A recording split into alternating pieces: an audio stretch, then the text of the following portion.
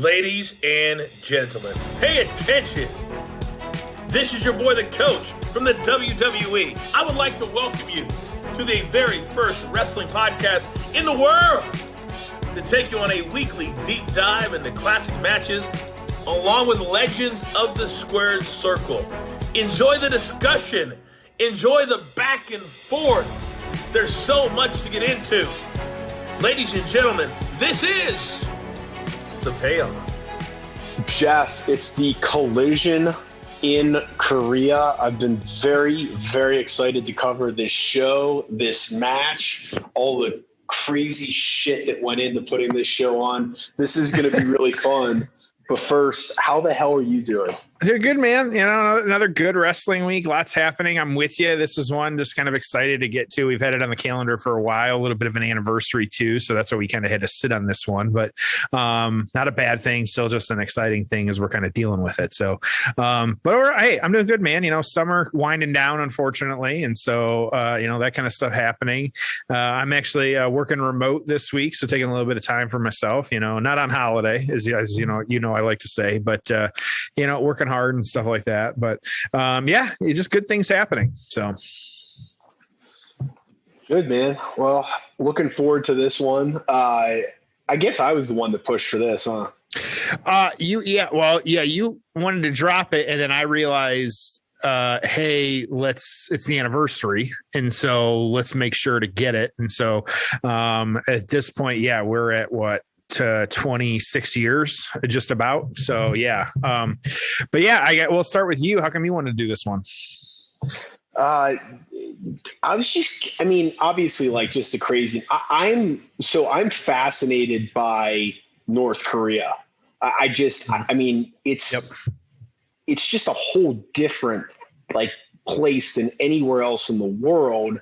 I mean, there's other places that have some similarities, but it is a different world all into itself. I mean, They're taught things in school. They're limited in what they can be exposed to outside of the country. I mean, it's just crazy. So, it's like, I thought I had heard about this, but then like more recently when Eric Bischoff talked about it on his podcast, it's like, wait, you guys went there and then they like took your passports and you really didn't know what was happening. And you didn't have an iPhone where you could like, let me at least have access to like the rest of the world. I mean, it's just insane. And like, would it have shocked you if like somehow these guys ended up in jail for 20 years? Oh, you're right. Forever. I mean, I don't know. Like, and who the hell knows? Like, it's just crazy. So I'm fascinated about the place. I'm fascinated about this trip.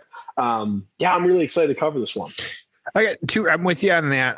It's just fascinating and how it all is. I remember watching a documentary a long time ago about all this North Korea, where they're saying they were asking like the citizens, like, what if, supreme leader were to do something, wrong. And like that correlation of words was not even in their vocabulary. Like, so it wasn't like that he could, do something wrong and they'd have to react. It's that there isn't anything that he could do that is wrong. And so, which is like just crazy to think about. But I actually really wanted to cover this one as well, too, because you and I, of course, will drop Dark Side of the Ring on this one. We thought, I really just want to get a beer with Scott Norton, and let him tell stories for as many hours as he wants to tell stories.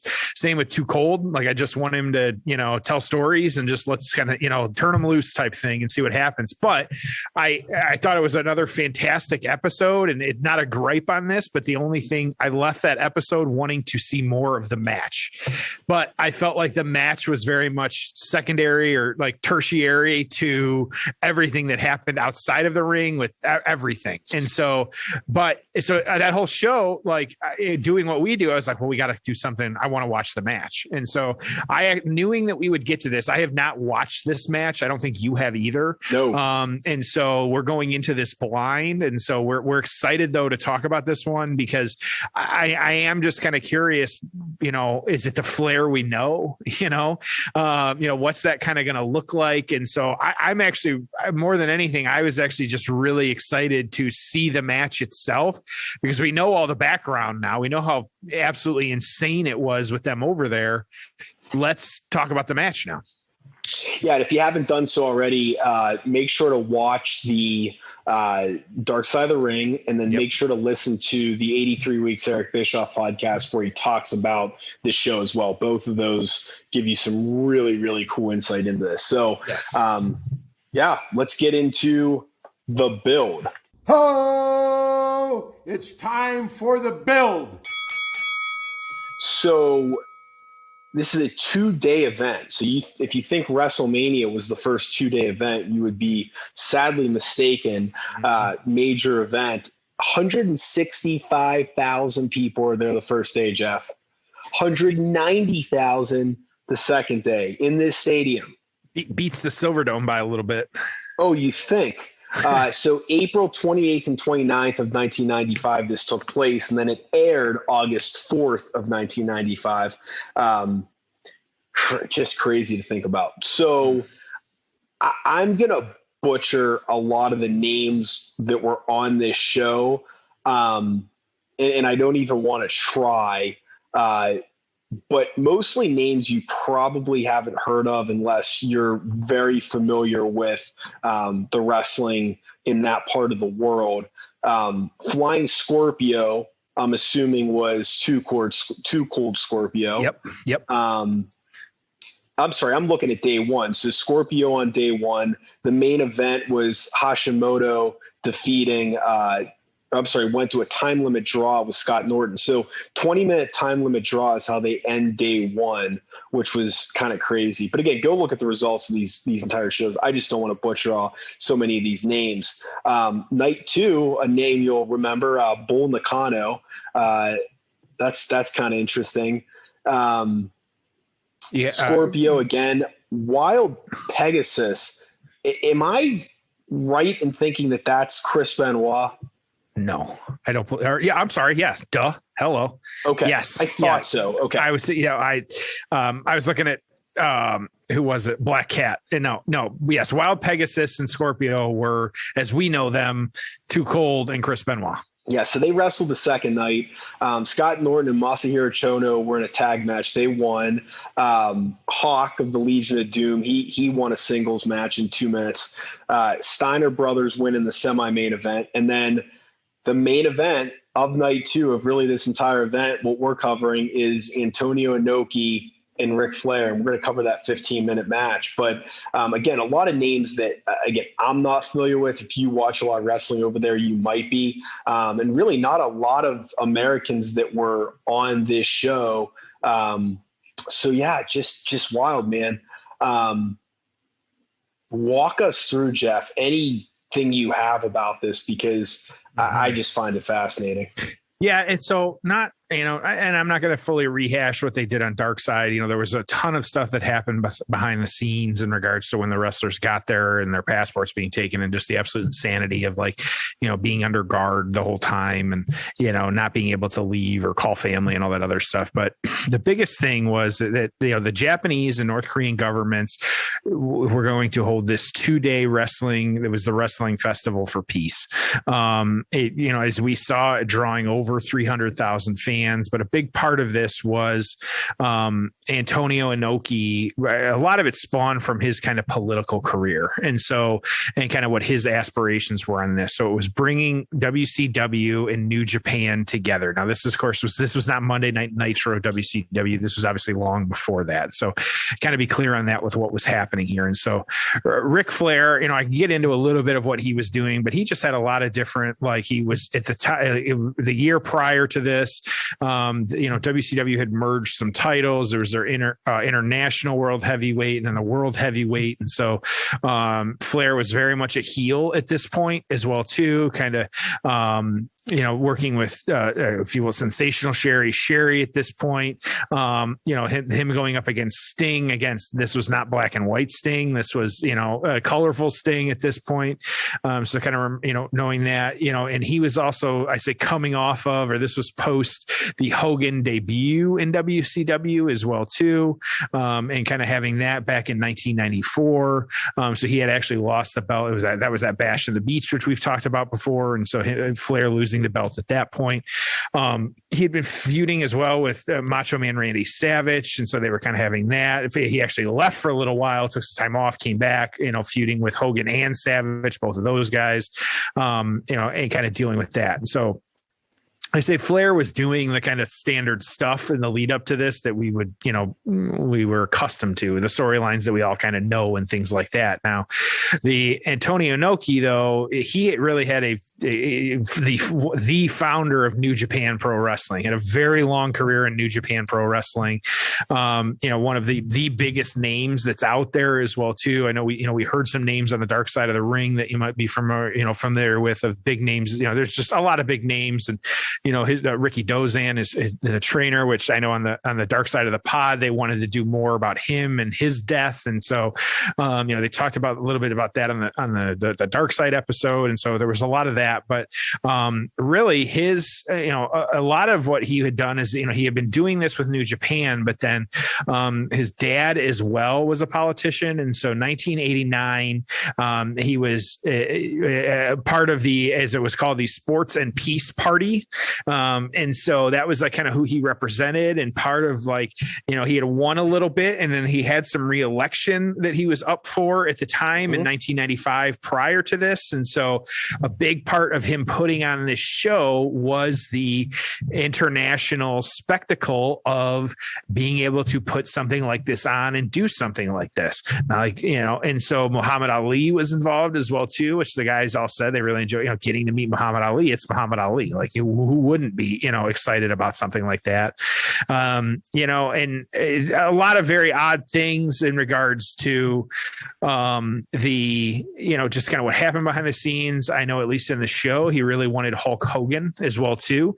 And so odd to think that Ric Flair was actually his second choice on this one. Hogan, they're not willing to do it. And so getting Flair for this instead, which, I mean, it works. You wouldn't, us as, being who we are, we wouldn't think twice about Ric Flair being in a major main event like something like this. But yeah, the next biggest star is Hulk Hogan, after that, really at the time, so kind of makes sense why he wanted to go that route. And so this was very much in really every sense of it, just for the international spectacle of it. And yes, to bring people together like this. Now, do the American, WCW wrestlers or just the WCW wrestlers know what was going to happen? No, obviously that piece of it was, they were unaware. I'm with you. Yeah. You wonder, are they, why, could they have ended up in prison or jail or whatever, or still be there? It'd be crazy. Scott Norton, I feel like above all else, probably, and so kind of thinking about that type of stuff, but it really just the spectacle of this and putting something on for these people that, and we'll talk about it a little in the aftermath and some of the reviews, really didn't know what this was that was in front of them. There was no storyline to build. There was no, heel face on any of this. If anything, it was, Inoki was the face and Flair was, the heel. But yeah, it just kind of how it played out that way. It's how, it really a one-off in so many ways, just what happened, what was going on. It just made a ton of sense like that. So, I really not a whole lot else other than let's just kind of get into this one. I'm interested just to kind of see how this plays out. Yeah. And I'll tell you, there is going to have to be at some point, maybe there already is somewhere out there, but I'd love to see a WWE produced really good documentary on Antonio Inoki. I mean, it's just, yep. Dude, I mean, it's so he was in office 89 to 95. Obviously, this happens in 95. He goes back into office in 2013 to 2019. I can't even begin to explain what type of office he had because it's a different type of government. So it's not, he was a senator. I don't know. And I'd be curious, but I mean, obviously, a prominent politician, founded New Japan. Okay. So he started that in 1972. Which is just crazy. So it's, almost like a Vince McMahon, but he's a big star. He wrestled up until 1998. At one point, he negotiated with Saddam Hussein over some Japanese hostages right before the Gulf War. I mean, you just go on and on. I mean, and obviously just some incredible moments as a wrestler and as a promoter. So it's wild, man. It's really, really cool. But I'm looking forward to this because it's, truthfully, like not like I've watched a bunch of his matches. I don't know how he works. I'm excited to see what him and Flair do. So just to see the general setup of this show and, how it was presented and how it's going to look on TV. I think there probably legitimately were about 150, 160,000 each night. So, even if there was some fabrication to get to the 190, there were still a shitload of people there. So this is going to be really fun to watch. Are you ready? Yeah, share your screen, man. Let's do this. All right, so Daily Motion, Ric Flair versus Antonio Inoki, in parentheses, Collision in Korea. The clip is 20 minutes and 45 seconds. We're going to start at the 3-minute and 30-second mark. 3 minutes, 30 seconds of this 20-minute and 45-second clip. Jeff, are you ready? Let's do this. All right, it's time for the payoff. Ho! It's time for the payoff. The timekeeper. How about that? Ringing the bell. Got like a wooden mallet, a one bell. Yep. 95 Flair. He looks like $1 million. Probably could have wrestled an hour-long match if he needed to. Inoki stalking him in the ring. Inoki getting the fans involved.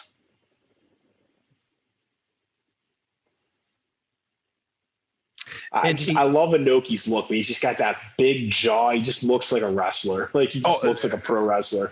Like scary is like, especially like even nowadays, like dude just got the face of just like chiseled, like incredible. Yeah. So he's 78 years old now. Yeah. So kind of a slow lock up here, guys. And you got to remember, this is one too that, the fans, no idea how to react. They've never seen anything like this really. And so, to kind of have this spectacle. So we lock up, and both guys. Yeah.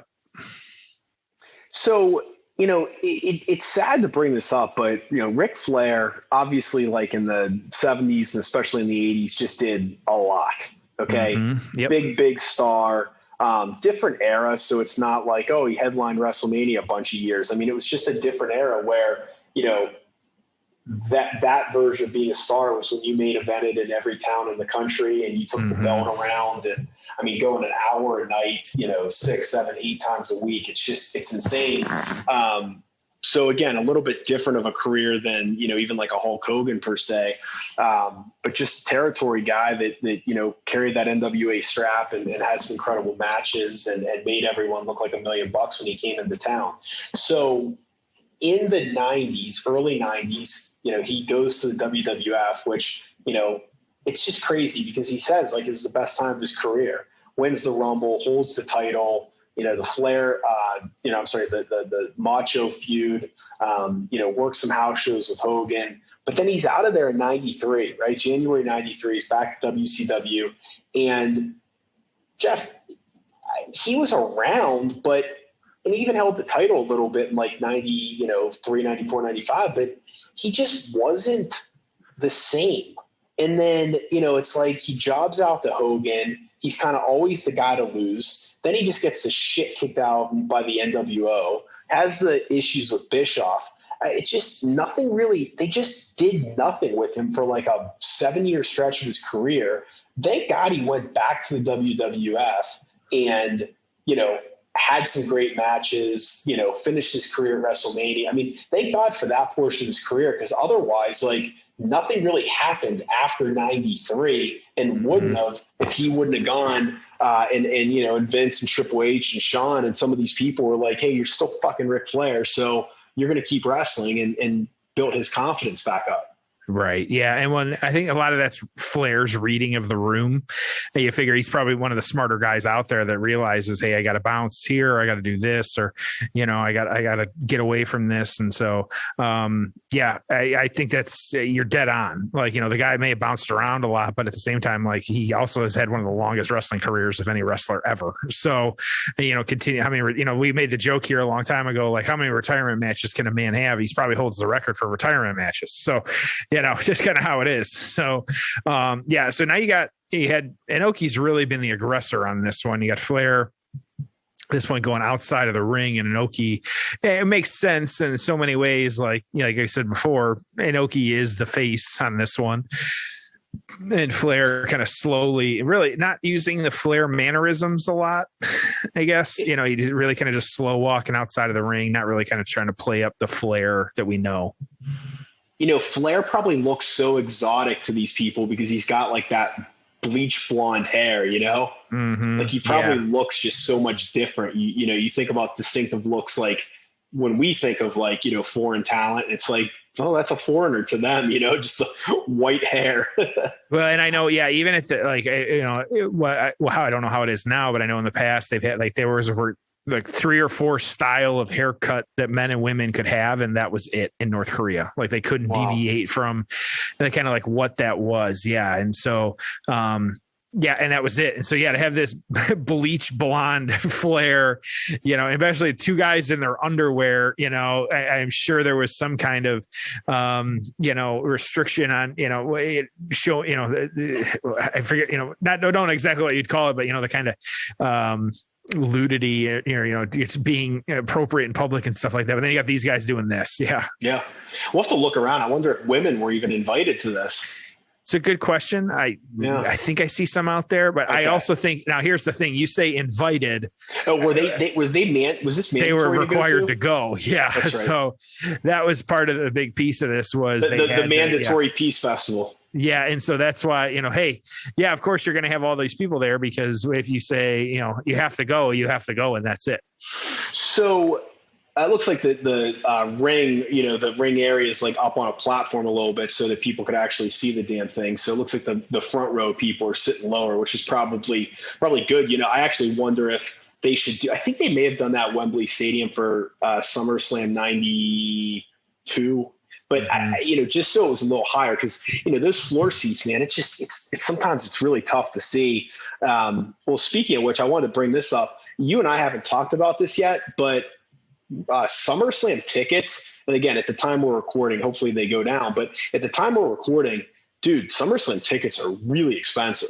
Yeah, I actually read an article about that too. Yep. And I wonder how many of them are held by brokers and they're just trying to keep the price high and they'll come down closer to the event.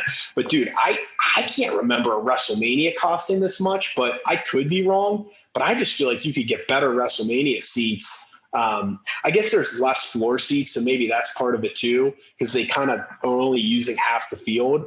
I don't know, but I'm just like, holy shit. Because I go into these things and I'm like, all right, I'm going to spend X. So now I'm looking for the best possible ticket for X. And I feel like I just can't. I mean, again, I'm hoping they come down. It's crazy. Still got a little bit of time, but I'm with you. I mean, you don't have a ton of time either because it's in, less than 2 weeks. And so, to kind of, figure that out and plan that. And as we talk about this on the show, we always tell people if you want help, talk to Tom. And so, he'll kind of help you through that stuff and be your advisor and help you out. But I've seen a lot of those reports too, just a lot because of like the markets and kind of, that's just for whatever reason, like you said, they're just kind of all tied up. And so, you got Flair, a little bit of the aggressor here on Inoki as well, too, kind of going after the knee. Very interesting. Yep. And so Inoki not really selling it. Was there ever talk of them doing professional wrestling in the Olympics? I don't know. It's a good question. Probably at some point, but I'm not that I'm aware of. I'm sure you could replace, there's some sports out there that, it'd be nice to replace it with this, but I don't know. Well, I saw this year they have 3-on-3 basketball. So they do. Why not? Right. Yeah. I know. Well, and Team USA losing a few here, not great. And so, dealing with basketball on that front. So that's always interesting to see. We're recording this a few weeks, maybe 2 weeks in advance. So we're a little behind on current events. We won't bore you with those, but as of right now, are you looking forward to the SummerSlam card? Are you not looking forward to it? I am. Yeah. I think that there's a lot of, and there's the thing, because you and I said it always happens where on paper it looks really good. And I always, there's some months I text you that and other months I don't. I know for Money in the Bank, I texted you like, or it might have been my brother, probably you too, but like it's a good card on paper. Like and sure enough, Money in the Bank was a above average pay-per-view in my opinion. It was very good. I really enjoyed it. It was very little that was not good on that card. And so I think same type thing as we start getting a little bit better of a picture, not only SummerSlam, but NXT TakeOver, which can be very weird. SummerSlam on Saturday and the TakeOver on Sunday. But I think that, SummerSlam is one that we should all be excited about it. Like they've been building to it. And I think if nothing else, like it's going to be the WrestleMania of this year. You know, we had WrestleMania with fans, but in regards to what it should be, you know, this the packed arena, we're not going to see that until SummerSlam. And I think that they're treating it such. This is how they should be. It very much where, you know, a lot of time, you know, Mania is the event. It's the spectacle. I think that SummerSlam is now the spectacle for this year. And I'll go back to it next year. COVID wrecked everything, but it's a short answer. Yeah, I'm excited. Do you think this SummerSlam will be better than this WrestleMania? Absolutely. Yeah, me too. And I think that should be the goal every year. I think every year they should look at it and go, we have 2 WrestleManias. And I think they should put SummerSlam in 1, 2. Quick roll up. Yeah. So he had the figure 4 for a while. Inoki was selling the shit out of it. Now he's selling his knee. Got out of it though. And backslide. Nope. Maybe trying. Yeah. I just don't know why you wouldn't. I mean, SummerSlam is just such a 1, 2. SummerSlam is just such an iconic brand, and obviously it's, you know, everyone knows it's the second biggest show of the year. So I don't know why you wouldn't say, okay, can we? I mean, really, you should be putting a stadium for. I mean, Rumble now seems like it's baseball fields, okay, which is great. You know, let's get 40,000 for it. I think you should do the same with SummerSlam. You know, baseball stadium, football stadium, whatever it is, domes. I mean, just find a cool venue. Okay, so now you've got those 3.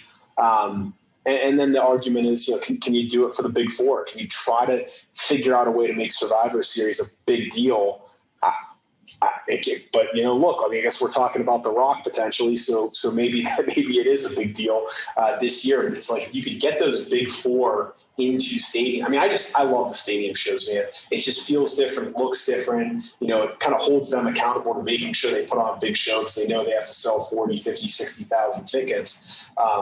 So I'd love to get Survivor Series at that point. The problem with Survivor Series is just, they don't know what they're doing with it. Well, and you know, the idea of Raw and SmackDown or Raw, SmackDown, and NXT, it sounds great, but it's like at the end of the day, you know that they're just one-off exhibition matches. There's nothing there. There's no titles on the line. You know, nobody cares about the 5-on-5 thing anymore. So there's really no stakes. I mean, I don't know. You gotta. But if they can figure out a way to make Survivor Series a really, really big deal, so knocks out Flair to the outside. I haven't really seen any action outside. Flair kind of taking the turnbuckle spot there. Yeah. Well, and I think Survivor Series gets ruined because it's a 2-3 week build with invasions, which people get excited about, but it's really not worth it at the end of the day. They have to figure out a better way to sell it, market it. Like I said, do the Legends thing. I'm not going to get it this year, but I'm always going to keep pressing that of like, you know, you can set it up that way. Have Edge lead a team, do something like that. Put him and Cena together against Rollins and Roman and, and kind of go that route.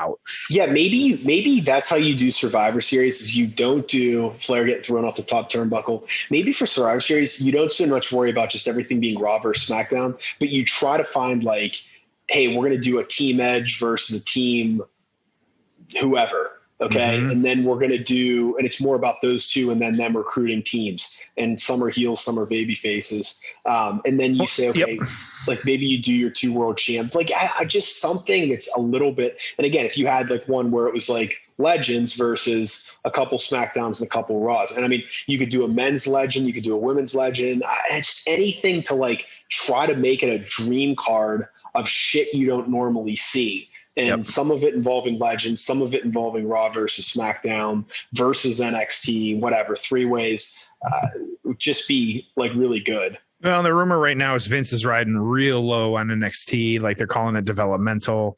And that was why they were saying Karrion Kross got squashed by Jeff Hardy.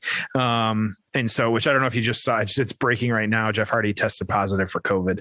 Okay. And so, yep. And so kind of as we're sitting here recording, kind of it's hard to believe almost no one's had it though in like the last year for WWE though. I mean, McIntyre had it at one point, but it's like really they've been pretty good about it. Yeah. And so, do you need NXT at Survivor Series? No, I don't think so. They could do their own kind of, in your house, kind of bring something like that back and do something like that, and go back to the Survivor Series. So fine, if we get a bunch of 4-on-4 matches, but it can work, and so it doesn't have to be, not using the gimmick. It's like Hell in a Cell. Like there's no, they're not using the gimmicks well. And so kind of doing that. And I'd watch that. I'd watch Edge. Like even what I just said, if you get Seth and Roman, and then you do Edge and Cena, like the seeds are already planted for that. I know I said it a few weeks ago, and whether you remember or not, like this is The Rock's 25th anniversary too, and so of his debut. Oh, here we go. Whoa, head weird. Scissors. Yep, head scissor. It looked not totally clean, but okay. But yeah, I mean, this is The Rock's 25th year, so it kind of makes sense that. It needs to be The Rock's show this year. Oh, Inoki with a knee to the Big back knee, of the head. Yeah. So, yeah, I think that there's the seeds are there. It's whether or not they realize that they are. Insiguri. Is that going to be it? I think that could be it. Boom. Yep. So he does the knee off the top rope and then hits him with a Insiguri for the win. Interesting. Just place goes nuts. He's happy. There you go. Okay. Here's your winner of night 2 of the Peace Festival. Yeah. All right. Let's get to the aftermath. Ho! It's time for the aftermath. Well, what'd you think? Very interesting. It wasn't, it was actually probably a little better than I would have expected. I think that's fair. I understand why. I mean, they didn't really need to cover it during the dark side because there really isn't. But while I say it was better than I expected, there still wasn't a lot to cover, Yeah. There's the spectacle. They're holding Flair back to now, trying to play that angle up. Yeah, I know. I mean, it doesn't make anybody look weak by any means. And so, I just think it's kind of interesting. It's just a weird kind of, I say like snapshot of this point in time of what was kind of happening and what was going on that kind of stands on its own. And Flair standing his head now too, kind of shaking Inoki's hand. I have no other word to describe it other than interesting. How about you? Yeah, I mean, same thing. Like I thought the match was a little better than I expected. Again, it's just like a mix of emotions and kind of thoughts, but overall I liked it. And I thought that, pretty good match. And I mean, it seems like everybody's happy and they're cheering for him. And, it's pretty wild, pretty surreal to see. So, were you able to find some write-ups from this? Actually, yeah, I got a little bit. So good. I'll start with, so kind of after this, Inoki really, this was kind of his retirement tour in a lot of ways because of the politics and kind of what he was doing there. But he had multiple years of like reliving, kind of playing out some of his more well-known matches, kind of his best matches, things like that. Interesting too. He ended up actually, and so he actually made an appearance on WCW, or at WCW. And this feels weird to say, but it was actually, in 1994, one of these quote retirement matches, he wrestled Lord Steven Regal at the time in a singles match. It was 8 minutes and 26 seconds. This would have been Clash of Champions. Would have got 25, 6, 7, 8. Yep. So Clash of Champions 28, August 24th, 1994, taking place in Cedar Rapids, Iowa.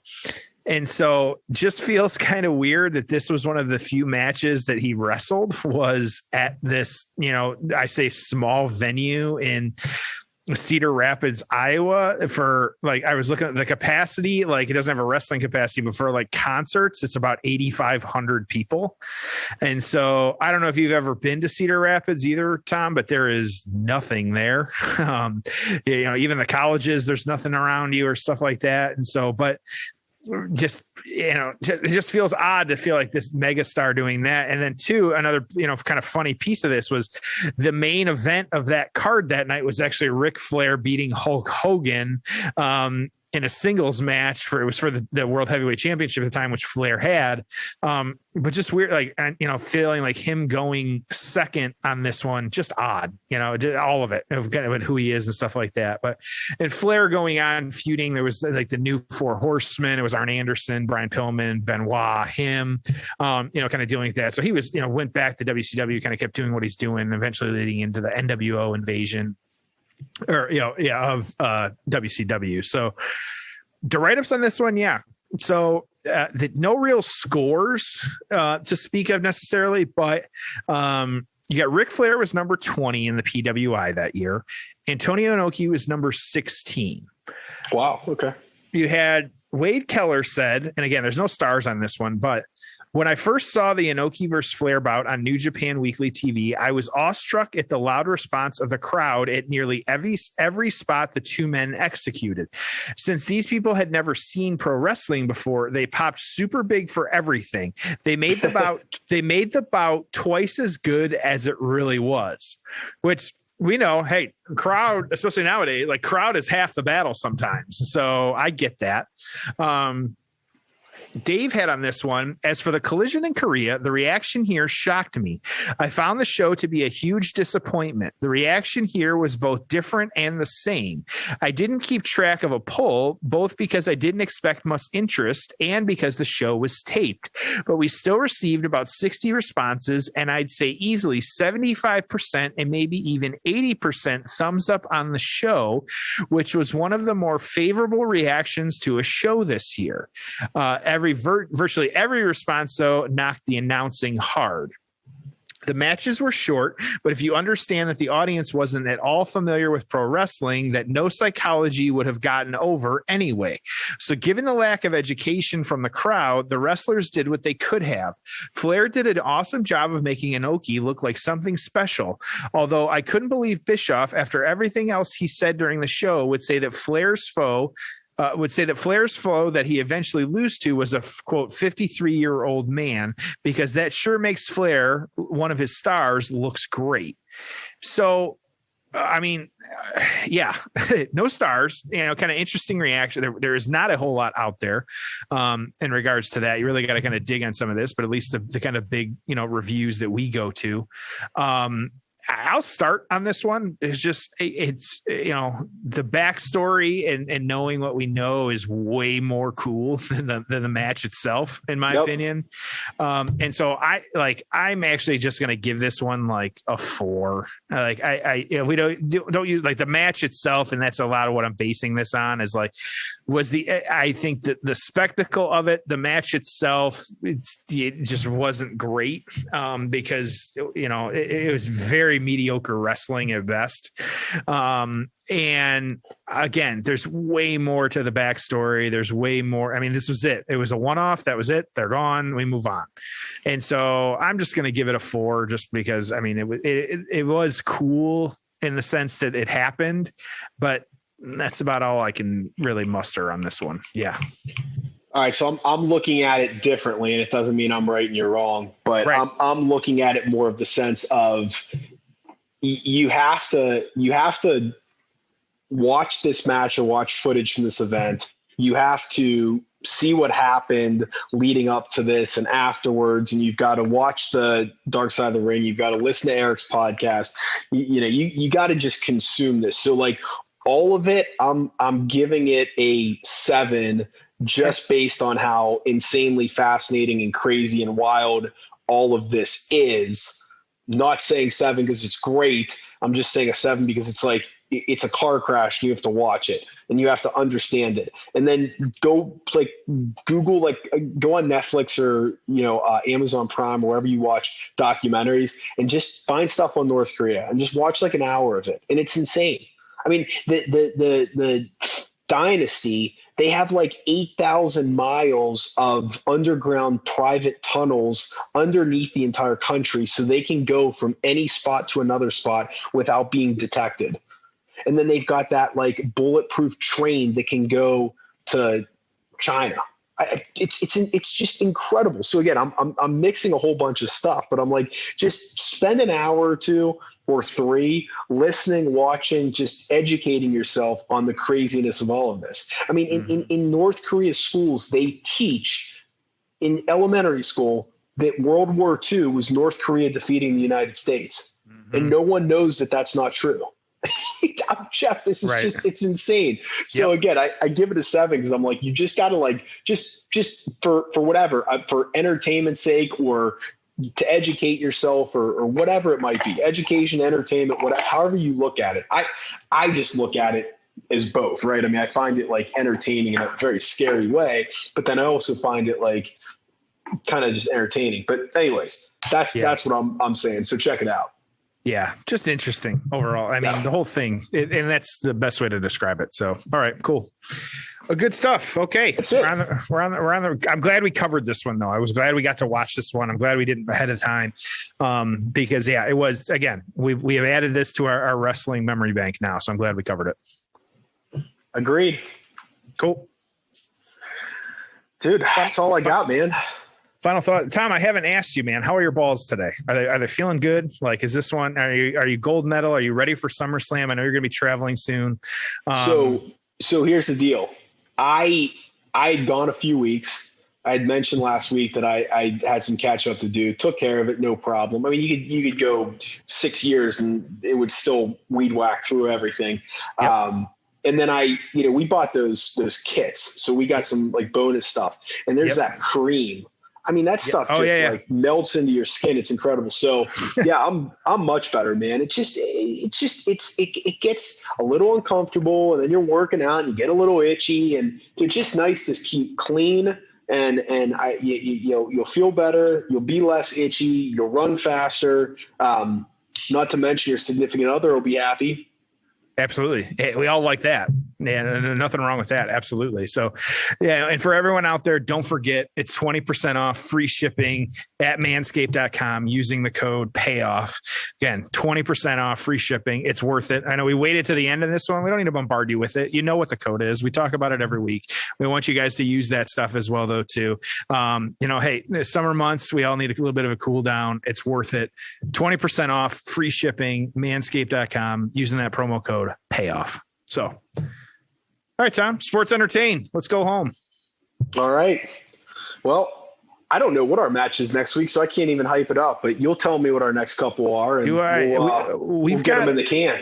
We've got some, it's now rematch season for us. And so we've got, even though it's SummerSlam, we've got all matches that we've covered before, but it is a rematch for each of them. And so next one, actually, not the first time, but it's Intercontinental Championship. We've got a ladder. It's SummerSlam. It's your favorite Shawn Michaels taking on Razor Ramon from SummerSlam 1995.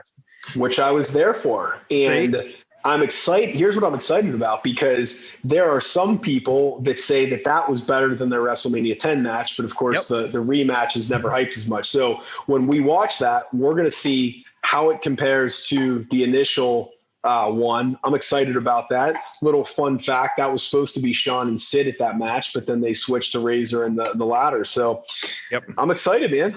So we got that, and we got there might be a Bret Hart match in there. We could have a 3D Edge. We got some things lined up. It's going to be an exciting month. Good, man. Well, I'm excited. So as always, thank you for listening. We're at Payoff Pod everywhere. Follow us, like us, comment, tweet, retweet, all that stuff. We love the conversation in between episodes. So thank you as always, and we'll see you next week on an all new episode of The Payoff.